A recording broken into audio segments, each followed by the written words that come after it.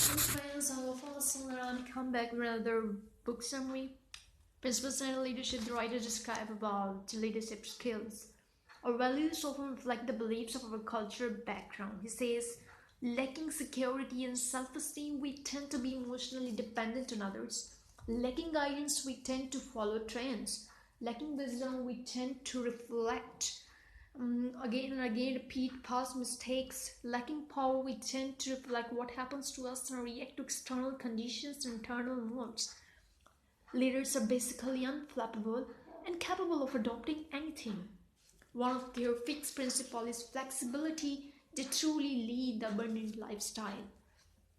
Leaders exercise their minds through reading, creative problem solving, writing, and visualizing. Emotionally, they make an effort to be patient. They listen to others with genuine empathy. Spiritually, they focus on prayers, scriptures, study, and meditation and fasting. Leaders invest their quality time sharpening their stars. And nothing is more disturbing to people who are full of trickery and duplicity than straightforward honesty. That's the one thing they can't deal with. Leaders learn to listen. Listening involves patience, openness, and desire to understand. An emotionally mature person will tend to borrow strengths from positions, size, and experience to make up for character imbalance.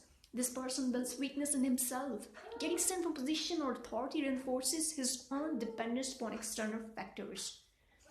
Writers also describes about leaders and losers. To win an argument, an emotionally mature person may use his strengths and abilities to back people into a corner. Even though he wins the argument, he loses everything.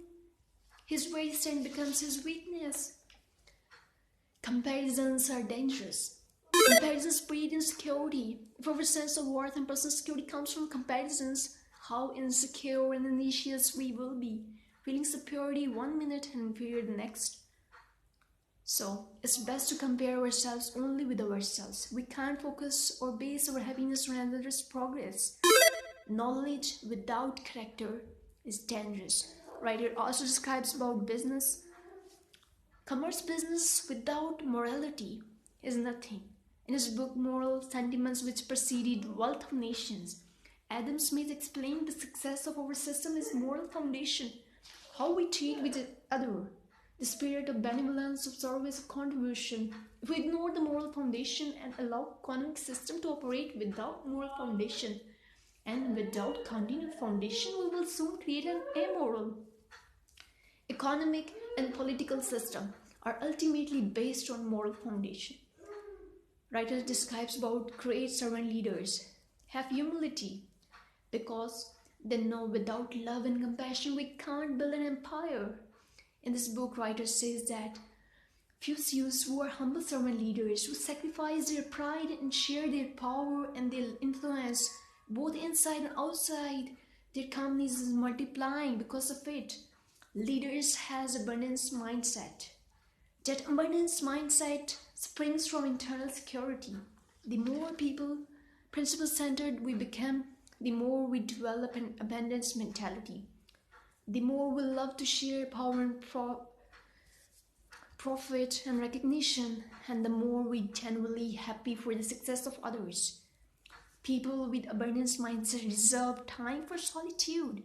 People with scarcity mindset are often bored when they are alone.